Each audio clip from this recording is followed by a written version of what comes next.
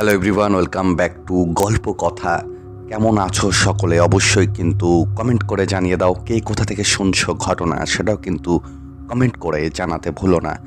আজকের এপিসোডে যে ঘটনাগুলি আছে বেশ কিন্তু অদ্ভুত, এবং তোমরা যখন শুনবে তোমাদের কিন্তু বেশ ভয় লাগবে।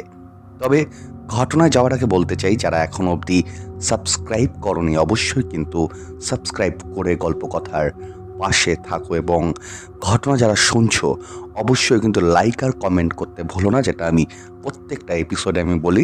অবশ্যই লাইক কমেন্ট করে গল্প কথার পাশে থাকো। চলে যাব আজকে প্রথম ঘটনায়। আজকে যে প্রথম ঘটনাটি আছে বর্ধমানের একটি ঘটনা। ঘটনাটি বেশ অদ্ভুত এবং ভয়ের। আশা করব তোমাদের বেশ ভয় লাগবে। আজকের যে প্রথম ঘটনাটি আছে লিখেছে চিল্কা বিশ্বাস, এবং তিনি ঘটনাটি যেভাবে লিখেছে আমি ঠিক সেভাবে পড়ব, এবং তিনি ঘটনার শুরুতে কিছু কথা বলেছে, সেই কথাগুলো আগে প্রথমে বলে নেওয়া উচিত যাতে তোমাদের ঘটনাটা বুঝতে সুবিধা হয়। এই ঘটনাটি আমার এক বান্ধবীকে নিয়ে। ঘটনাটি সত্যি না মিথ্যা সেটা আপনারা শোনার পরেই বিচার করবেন, কারণ ঘটনাটি কিন্তু একেবারে সত্যি ঘটনা। ঘটনায় যাওয়া যাক। মিতার বিয়ে হয় বর্ধমানের আধা শহর আধা গ্রাম ঘেঁষা জায়গায়। যদিও স্বামী আনন্দের কলকাতায় চাকরির সুবাদে তারা দুজনে সেখানে একটি ফ্ল্যাট ভাড়া নিয়ে থাকত। সেবার কোম্পানির ৬-৭ মাসের জন্য আনন্দকে যখন রাজস্থানের অফিসে ট্রান্সফার করে দিতে হয়, তখন মিথা ৩ মাসের গর্ভবতী ছিল। তাকে বর্ধমানের মায়ের বাড়িতে আনন্দ রেখে যায়। মিতার শ্বশুরবাড়িটা ছিল পুরনো দিনের দোতলা বাড়ি। তার একদিকের অংশে আনন্দের বিধবা মা থাকত, আর বাকি অংশে বাড়ির অন্যান্য শরিকেরা মাঝে মাঝে আসলেও স্থায়ীভাবে বিশেষ কেউ থাকতো না। বাড়িটার সামনে বেশ বড় একটি বাগান ছিল, আর পেছন দিকে ছিল একটি বাঁধানো পুকুর, ঘাটসহ বড় একটা জায়গা, যার জলের রং ছিল গাঢ় সবুজ বর্ণের। দীর্ঘদিন অব্যবহারের কারণে পুকুর ঘাটটার চারপাশে অল্প বিস্তর আগাছায় ভরে গিয়েছিল, আর এই ঘাটের পাশেই প্রায় জঙ্গলে একটি দুর্গা মণ্ডপ ছিল। শাশুড়ি প্রতিমা দেবীর মুখে মিতা শোনে যে পেছনের অধিকটাও নাকি আনন্দদের শরিকের ছিল। আগে ওই মণ্ডপে ধুমধাম করে দুর্গাপুজো হতো। এখন এক চালার ঠাকুর ওখানে তৈরি করে পুজো করা হয়। তারপর এক পারিবারিক কারণে পুজো বন্ধ হয়ে যায়। শরিকেরাও আর কেউ আসে না। ওদিকটা এখন কারোরই যাতায়াত নেই। ভাঙাচোরা হয়ে সাপ খোপরের আড্ডাখানা হয়েছে। ছোটবেলা থেকেই মিতার পুরনো বাড়ির প্রতি একটা অদ্ভুত আকর্ষণ ছিল। তার মনে হতো প্রতিটি পুরনো বাড়ির ইটগুলো অতীতের অনেক সুখ দুঃখ হাসি কান্নার সাক্ষী। ওরা পরিত্যক্ত হয়ে নিজেদের মধ্যে ফিসফিস করে যেসব আলোচনা করে।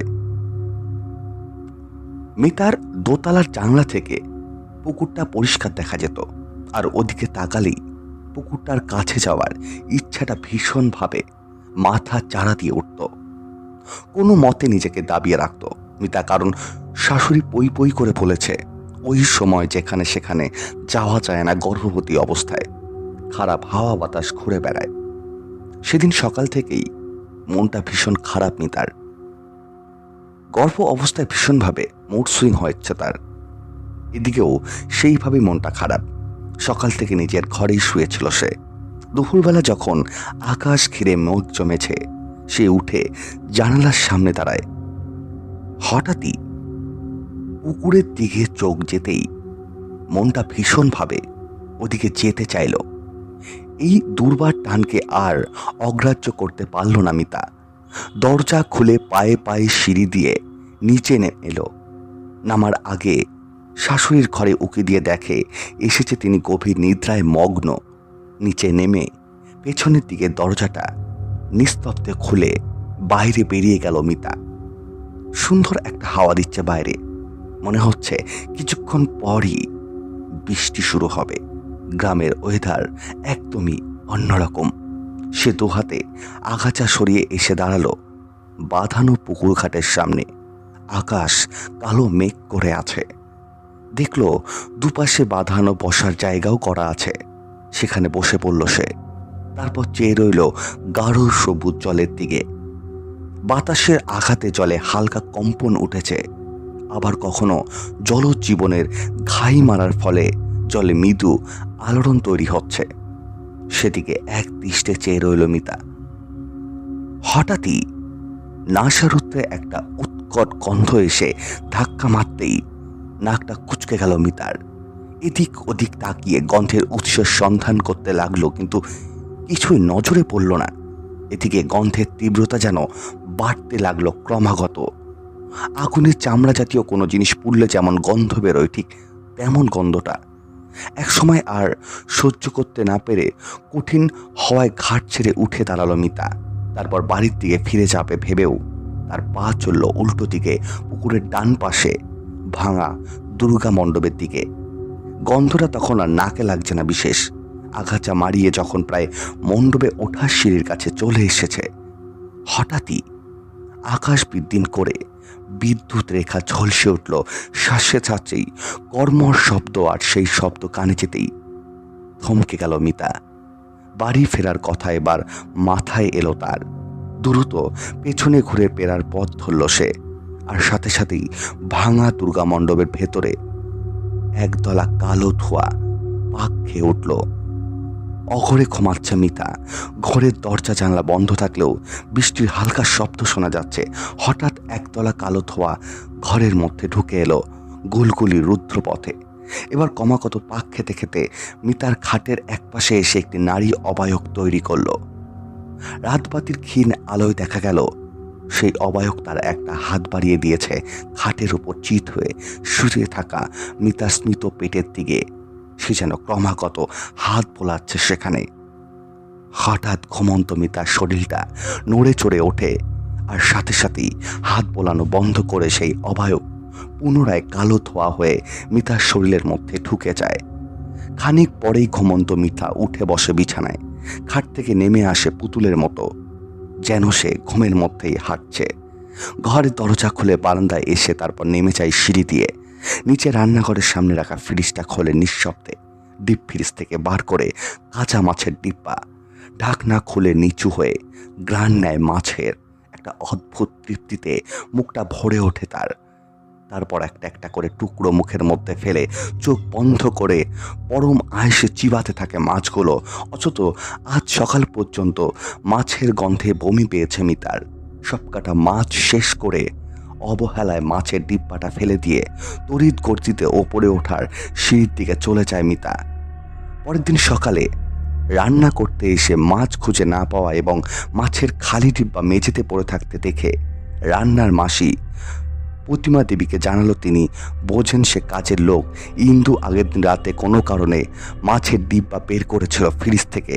তারপর যে কোনো কারণেই হোক ফ্রিজে মাছ রাখতে ভুলে যায় এবং বিড়াল এসে মাছকে ফেলে। বেচারি ইন্দু যত বলে সে এমন কিছু করেনি, তবুও প্রতিমা দেবীর বৎস সোনার মুখে পড়ে সে মারাত্মকভাবে। সেদিন বেশ বেলার দিকে রান্নাঘরে কি একটা প্রয়োজনে গেছিল মিতা। হঠাৎ তার চোখ পড়ে রান্নার মাসি একটা বটিতে ডিম গুলছে, অমলেট বানাবে বলে। ওদিকে তাকাতে মিতার হঠাৎ চরম একটা ইচ্ছা জেগে ওঠে, কাঁচা ডিমগুলো খাবে। ইচ্ছার প্রাবল্য মারাত্মকভাবে গ্রাস করে তাকে। কিন্তু এটা কিভাবে সম্ভব কিছু ভেবে না পেয়ে ওখানে খানিকক্ষণ দাঁড়িয়ে থাকে সে। হঠাৎ শাশুড়িমা কাজের মাসির নাম ধরে ডাকতেই মাসি রান্নাঘরের বাইরে চলে যায়। আর কালিম্মনা না করে মিতা প্রায় দৌড়ে এসে গোলা ডিমের বাটি থেকে পুরোটা মুখের মধ্যে ঢেলে দেয়। তারপর বেরিয়ে আসে বাইরে। ওদিকে মাসি ফিরে বাটি খালি দেখে হতবাক। তিনি ভাবে হয়তো আবার বিড়াল, গিন্নিবা আবার বকবে ভেবে সে আবার নতুন করে ডিম নিয়ে গুলে দেয়। ওদিকে মিতা ঘরে গিয়ে জানলার সামনে এসে দাঁড়ায়। ডিমটা খেলো বটে, কিন্তু অতৃপ্ত রয়ে গেল। আবারও একটা খেলে মনটা শান্ত হতো, কিন্তু এখন তো অসম্ভব। তাই উদাস হয়ে দাঁড়িয়ে রইল সেখানেই। মিতার ঘরের জানলার ঠিক সোজাসুজি একটা ড্রেসিং টেবিল ছিল। সেই আয়নায় যদিও তখন কেউ তাকাতো তাহলে দেখতে পেত আয়নার জানলায় দাঁড়িয়ে মিতার প্রতিবিম্বের বদলে ফুটে উঠছে একটা বিভৎস পোড়া কুৎসিত প্রতিবিম্ব। পরের দিন রাতে কিছুতেই ঘুম আসছিল না প্রতিমা দেবীর। শুয়ে এপাশ ওপাশ করছিল। হঠাৎ একটা মৃদু খুট করে দরজার ছিটখানি খোলার মতো শব্দে কানে যাওয়ায় উঠে বসলেন বিছানায়। এত বড় বাড়ির দোতলায় তিনি, আর মিতা ছাড়া আর কেউ থাকে না। তাহলে কি মিতা ঘরের বাইরে এলো কোনো দরকারে? পোয়াতি মানুষ এত রাতে ঘরের বাইরে যাওয়াটা ঠিক না ভেবে তিনিও খাট থেকে নেমে এসে নিজের ঘরের দরজা খুলবেন। অন্ধকার বারান্দায় ঠিক মতো ঠাউর করতে না পারলেও কেউ একজন সিঁড়ি দিয়ে এই মাত্র নেমে গেল, এটা বুঝলেন। নিশ্চয়ই বৌমার ঘরে জল ফুরিয়ে যাওয়ায় সে একা নিচে আনতে যাচ্ছে ভেবে তিনিও সিঁড়ির কাছে এলে আর দরজার ডান পাশে হাত বাড়িয়ে জ্বালিয়ে দিলেন সিঁড়ির আলোটা। মুহূর্তেই অন্ধকারের গলা টিপে শেষ করে বিজলি বাতির আলোয় ভরে উঠল সিঁড়িটা। সিঁড়ি বেয়ে বেশ অনেকটা নেমে যাওয়ায় মিতাকে উদ্দেশ্য করে এবার প্রতিমা দেবী বললেন, অন্ধকারে নামছো কেন, আলোটা চালো। মুখের কথা মুখেই থেমে যায় প্রতিমা দেবীর। বেশ খানিক নিচে দাঁড়ানো মিতা ঘুরে তাকিয়ে প্রতিমা দেবীর দিকে, কিন্তু পোশাক মিতার পরিহিত হলেও এটা কে? কি বিভৎসভাবে মুখ পুড়ে যাওয়া একটি মুখ, যার চোখ দুটো যেন দু টুকরো জ্বলন্ত অঙ্গার। মুহূর্ত খানিকের দেখা, তারপরে দপ করে নিভে গেল সিঁড়ির আলোটা। কিন্তু অন্ধকারে ধিক ধিক করে জ্বলছে রক্তাভ চোখগুলো। আতঙ্কে শিহরিত হয়ে প্রতিমা দেবী যত দ্রুত সম্ভব সেখান থেকে ছিটকে এসে নিজের ঘরে গিয়ে দরজা বন্ধ করে দেয়। তারপর টেবিলের ওপর রাখা দেবী দশভুজার ছবিটা মুখে জড়িয়ে ধরে খাটের উপর বসে রইলেন। ভয়ানক ভয়ে তার বুকের ভেতর হাতুড়ি পিটছে তখন। সে বিভৎস মুখ বারংবার ভেসে উঠছে তার মনের পদ্মায়, আর কেঁপে উঠছে তিনি। এটা কাকে দেখলেন তিনি? মিতা কোথায়? হঠাৎই প্রশ্নটা মনে উদয় হতেই অস্থির হয়ে উঠলেন তিনি। যাকে তিনি সিঁড়িতে কয়েক মুহূর্তের জন্য প্রত্যক্ষ করেছেন সে তো মিতা নয়। তাহলে তিনি হলপ করে বলতে পারেন, তাহলে সে গেল কোথায়? কোনো বিপদ হলো নাকি? ভাবতে ভাবতে বিছানা ছেড়ে উঠে দাঁড়ালেন প্রতিমা দেবী। কিন্তু এগিয়ে এসে সে ঘরের দরজাটুকু খোলার সাহস তিনি কোনো মতেই সঞ্চয় করতে পারলেন না। উৎকণ্ঠা নিয়েই আবার বসে রইলেন বিছানায় সকাল হওয়ার অপেক্ষায়। পরের দিন সকালে তিনি মিতার ঘরে যায়। গিয়ে দেখে মিতার বিছানায় শুয়ে আছে। তিনি মিতার পাশে গিয়ে মিতার মাথায় হাত বোলায় এবং তাকে জিজ্ঞাসা করে তার কি হয়েছে। মিতা কোনো রকম উত্তর তাকে দিতে পারে না। মিতা একভাবে শাশুড়ির দিকে তাকিয়ে থাকে এবং শাশুড়িও মিতার দিকে একভাবে তাকিয়ে থাকে। শাশুড়িকে মিতাকে কোনো কিচ্ছু বলে না। ঠিক সেদিন রাত 10টার সময় তার শাশুড়ি জেগেই ছিল, তিনি ঘুমাননি। তিনি হঠাৎ খেয়াল করেন কেউ যেন আবার সিঁড়ি দিয়ে নিচে নেমে যাচ্ছে। এবার মিতার শাশুড়ি সাহস করে সিঁড়ির সামনে এসে দাঁড়ায়। দেখে ঠিক আগের দিনের মতো এক পোড়া মুখ নিচে নামছে এবং আস্তে আস্তে ফ্রিজের দরজা খুলে কাঁচা মাছ বের করে একটা একটা করে চিবিয়ে চিবিয়ে খাচ্ছে। হঠাৎ মিতার সেই বিভৎস মুখ তার শাশুড়ির দিকে তাকায় এবং তাদের চোখে চোখ পড়ে যায় এবং বিভৎস একটা হাসি দেয়। এটা দেখে মিতার শাশুড়ি সেখানেই সেন্সলেস হয়ে পড়ে যায়। পরের দিন কাজের মাসি এসে দেখে সেখানে পড়ে আছে মিতার শাশুড়ি। তারপরে মিতার হাজবেন্ডকে ফোন করা হয়। আনন্দ বলে যে আমি 2 দিনের মধ্যে যাচ্ছি। তারপরে আনন্দ আসে এবং আনন্দকে সমস্ত ঘটনা বলা হয় এবং তারপর আনন্দ মিতাকে জিজ্ঞাসা করে তুমি কোথায় গেছিলে। তখন সে বলে সে সেই পুকুর পাড়ে গিয়ে সেই পুরনো মণ্ডপের ওখানে গেছিল। তখন মিতার শাশুড়ি বুঝতে পারে আসলে ওর সাথে কি হয়েছিল। বেশ কিছু বছর আগে ওই মণ্ডপে একদিন পুজোর দিন হঠাৎই সে মণ্ডপে আগুন জ্বলে যায় এবং আগুনের ধোঁয়াতে এবং আগুনে এক মহিলা যিনি পুরোহিতের সাথে বসেছিলেন তার আঁচলে আগুন ধরে যায় এবং সেখানেই ঝলসে পুড়ে মরে যায় এবং তারপর থেকেই সেই মণ্ডপে পুজো বন্ধ হয়ে যায়। তারপর থেকেই সেখানে আর কেউ যায় না। এরপরে মিতাকে এক ঠাকুর বাড়িতে নিয়ে যাওয়া হয় এবং সেখানে গিয়ে কিছু মন্ত্রপুত জল দেওয়া হয় মিতাকে। তারপরে আস্তে আস্তে মিতা সুস্থ হয়ে ওঠে। এটাই ছিল ঘটনা। তারপরে মিতাকে নিয়ে কলকাতায় ফিরে যাওয়া হয়। প্রথম ঘটনাটা কিন্তু বেশ অদ্ভুত ছিল। তোমাদের কেমন লাগলো অবশ্যই কিন্তু কমেন্ট করে জানিয়ে দাও। এবং যারা আজকে ফার্স্ট টাইম গল্পকথার ঘটনা শুনছো তাদের প্রত্যেককে বলবো তোমাদের ঘটনা কেমন লাগছে সেটা কিন্তু জানাতে ভুলো না। এবং আমি বলবো সবসময় তোমাদেরকে রিকোয়েস্ট করব, যারা ঘটনা শুনছো প্লিজ লাইক আর কমেন্ট করতে ভুলো না, কারণ তোমরা যদি লাইকটা না করো তাহলে ঘটনার রিস্কটা অনেকটাই কমে যায়। তাই ঘটনা শোনার সাথে সাথে লাইকটা করে দাও, বেশি সময় লাগে না, এবং কমেন্ট করে জানিয়ে দাও তোমাদের ঘটনা কেমন লাগছে। এবং যারা এই ঘটনা শুনতে ভালোবাসো তাদেরকে বলবো যে অবশ্যই ঘটনাগুলি কিন্তু শেয়ার করতে ভুলো না, কারণ অনেকের কাছে আমরা চাই আমাদের ঘটনাগুলি পৌঁছে যাক সবার মাঝে, যাতে সবাই আমাদের গল্প কথার ঘটনাগুলি শুনতে পারে। আজকের যে দ্বিতীয় ঘটনাটি আছে সে ঘটনাটিও বেশ অদ্ভুত, একটা ডাক্তারের ঘটনা। এবং যিনি ঘটনাটি লিখেছেন তিনি ঘটনাটি যেভাবে লিখেছেন আমি ঘটনাটি ঠিক সেভাবে পড়ব। তিনিও ঘটনার শুরুতে কিছু কথা বলেছে, যেভাবে লিখেছে আমি ঠিক সেভাবেই বলছি। ঘটনাটি লিখেছেন সুরন্দ ব্যানার্জি, এবং তিনি ঘটনাটি যেভাবে লিখেছে আমি ঠিক সেভাবে বলছি। ঘটনাটি আমার এক বন্ধু ডাক্তার অরিত্রকে নিয়ে।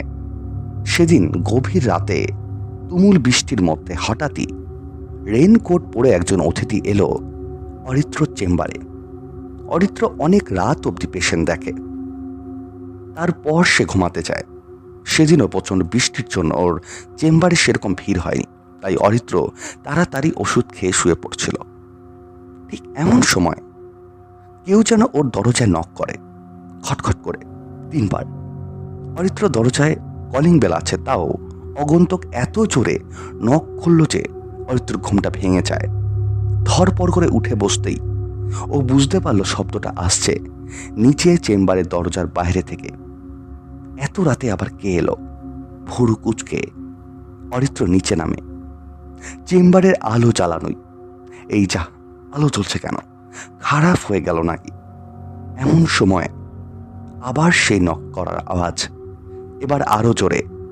যে দাঁড়িয়ে আছে সে মনে হচ্ছে বড্ড অধৈর্য। এত রাতে কে আসতে পারে? কোনো পেশেন্ট, কোনো এমার্জেন্সি কেস হতে পারে, এই ভেবে শেষ অবধি দরজাটা খুলল অরিত্র। খুলতেই এক ঝলকা দমকা বাতাস যেন অরিত্রর আত্মাকে কাঁপিয়ে দিয়ে গেল। রেইনকোট পরা এক আগন্তুক হাতের ইশারায় ভেতরে ঢোকার অনুমতি চাইল। অরিত্র কিছুটা মন্ত্রমুগ্ধের মতো দরজা থেকে সরে গেল। আগন্তুক দরজা খুলে ঢুকে বলল, এ কি, আলো জ্বলছে না কেন? এই অন্ধকারে কি সঠিকভাবে কিছু দেখা যায়? ভুল হয়ে যায় না? আগন্তুকের গলাটা খুব চেনা চেনা মনে হচ্ছে অরিত্রের, কিন্তু ঘুম ভেঙে উঠে এসেছে তো, তাই মাথা পরিষ্কারভাবে কাজ করছে না। বেশ কিছুক্ষণ কোনো কথা বলতে পারল না। লোকটা বসে আছে চেয়ারে। অন্ধকারের লোকটার আপাদ মস্তক দেখা যাচ্ছে না, পুরোটাই বর্ষাতে মোড়া। অদ্ভুত লাগছে লোকটাকে দেখে। লোকটার বসার ধরনও কিছুটা পরিচিত। এই পেশেন্ট কি আগেও এসেছে অরিত্রর কাছে? কিছুক্ষণ ঘুম চোখে দাঁড়িয়ে থাকার পর অরিত্র গলা দিয়ে আওয়াজ পড়ল, কে আপনি? আর এত রাতে কি হচ্ছে আপনার? কেন এত রাতে এসেছেন? কোনো এমার্জেন্সি কি? বলুন। লোকটা একটু অদ্ভুতভাবে হাসলো। হাসির আওয়াজটা এতটাই শুধু কানে আসলো অরিত্রর, কারণ ওর মুখ দেখা যাচ্ছে না। এত গোপনীয়তা কিসের? অরিত্রর এবার বেশ রেগে গেল লোকটার ব্যবহারে। ওর প্রশ্নের উত্তরে পেশেন্ট হাসছে, এটা অরিত্র কোনোদিনই সহ্য করতে পারে না ওর ডাক্তারি জীবনে। বলছি, এত রাতে কি ঠাট্টা করতে এসেছেন নাকি আমার চেম্বারে? বেশ রাগত স্বরে বলল অরিত্র। লোকটি বলল, এ বাবা, আপনার সাথে ঠাট্টা বলে কি? আপনি তো অনেক বড় ডাক্তার, এত নাম করা। আপনার সামনে হাসলে সেটা তো চরম পাপ, তাই না ডক্টর চ্যাটার্জি? আবার বেশ জোরে হেসে উঠল আগন্তুক। এবার আর রাগ সামলাতে পারল না অরিত্র। ওর এখন ঘুমের ঘোর পুরোটাই কেটে গেছে। সামনে এগিয়ে গিয়ে বলল, আপনি উঠুন, দরজা খোলা আছে, বেরিয়ে যান। হাসির তামাশা করার জন্য এই ঘরে আমি কাউকে ঢোকাই না। আরে জানি তো। আবার হাসির আওয়াজে ভেসে গেল বর্ষাতীর থেকে। আমি কোনো তামাশা করতে আসিনি এই চেম্বারে, আমি তো শুধু এসেছি জিনিস নিতে। কি জিনিস নিতে এসেছেন আপনি? কি আছে আপনার এখানে, আপনি যে নিতে এসেছেন? অরিত্রর রাগার উত্তর বাড়ছে। বর্ষা ঋতুর মধ্যে থেকে উত্তর এলো, ওই টেবিলের কাছে যান, উত্তর পেয়ে যাবেন। অরিত্র পকেট হাতড়ে মোবাইলটা বের করে টর্চ লাইট টেবিলের কাছে যেতেই চমকে উঠল। টেবিলে আর কিছু নেই, শুধু স্টেথোস্কোপটা ছাড়া। আর এই জিনিসটা পড়ে আছে টেবিলের একটা কোণে। এটা কি? এটা তো একটা চাদর বলে মনে হচ্ছে। এটা এখানে কিভাবে এলো? অরিত্রর চকিতে মনে পড়ল ওর শেষ পেশেন্টটাকে কে যেন এনেছিল এই বৃষ্টির মধ্যে, একটি মানসিক প্রতিবন্ধী বাচ্চাকে নিয়ে। ওর বাবা এসেছিল না ওর চেম্বারে। অরিত্র স্টেথোস্কোপটা দিয়ে ওকে পরীক্ষা করে রোগ লক্ষণ জিজ্ঞাসা করতেই বাচ্চাটা হাসতে শুরু করেছিল, যেটা অরিত্র কোনোদিনই বরদাস্ত করতে পারে না। তারপর সে যদি পেশেন্টটা হয় তাহলে পেশেন্টের রোগের যন্ত্রণার কষ্ট পাবে, তবেই না তাকে চিকিৎসা করে সুস্থ করার মধ্যে এক অদ্ভুত প্রশান্তি পাওয়া যাবে। বাচ্চাটি যখন হাসছিল তখন অরিত্র সেই মুহূর্তে ভুলে গেছিল যে বাচ্চাটি মানসিকভাবে অসুস্থ নয়, সে সুস্থ নয়ও। রাগের চোটে ইচ্ছাকৃতভাবে ওকে ঠিকভাবে পরীক্ষা না করেই অরিত্র একটা ওষুধ খাইয়ে দিয়েছিল। আর সেই ওষুধ খেয়েই চেম্বারের মধ্যেই বাচ্চাটা অজ্ঞান হয়ে যায়, বমি হতে শুরু করে। অরিত্র তখন ভয় পেয়ে লোকটার বাবাকে তাড়াতাড়ি বাচ্চাটাকে নিয়ে হাসপাতালে যেতে বলে।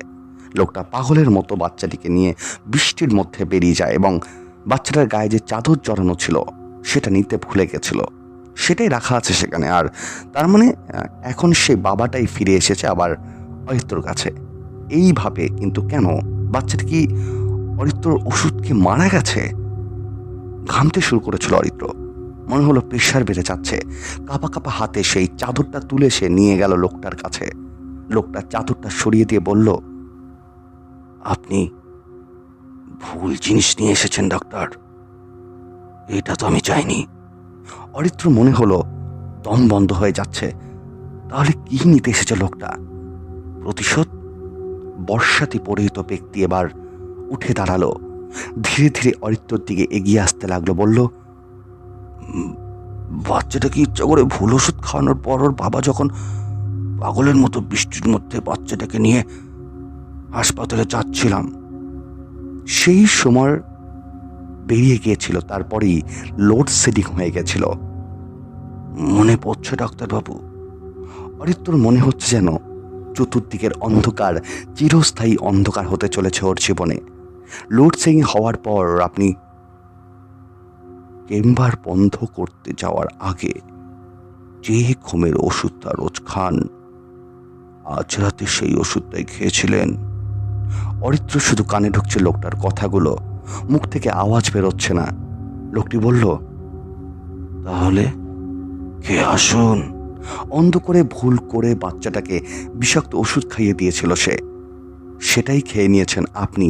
এটা ডাক্তার অরিত্রকে বলার সাথে সাথেই অরিত্রর সারা শরীর ঘামতে শুরু করে। ঠিক অরিত্র এমন সময় খেয়াল করে সেই আগন্তুকের পায়ের নিচ থেকে রক্ত বেরোচ্ছে। অরিত্র প্রচণ্ড ভয় পেয়ে যায়। সে কি করবে সে কিছু বুঝে উঠতে পারে না। হঠাৎ করেই ঘরে লাইট জ্বলে যায় এবং দেখে সামনে কেউ নেই। তার টেবিলের ওপরে সেই চাদরটা পড়ে আছে। পরের দিন সকালে অরিত্র খবর পায় যে আগের দিন যেই পেশেন্ট তার বাচ্চাকে নিয়ে এসেছিল, তারা দুজন তার সেই বাচ্চাকে যখন সে হাসপাতালে নিয়ে যাচ্ছিল তখন তাদের একটা দুর্ঘটনা ঘটে এবং সেই দুর্ঘটনায় বাচ্চা তো বেঁচে যায়, তবে তার বাবা সেখানেই মারা যায়। এটাই ছিল ঘটনা। এরপরে অরিত্র আর কখনোই রাতের বেলা যেই আসুক না কেন বা যত পেশেন্টের ভিড় থাকুক না কেন, সে কখনোই কোনো কারণে তাড়াহুড়ো করতো না এবং মাথা গরম কখনোই করতো না।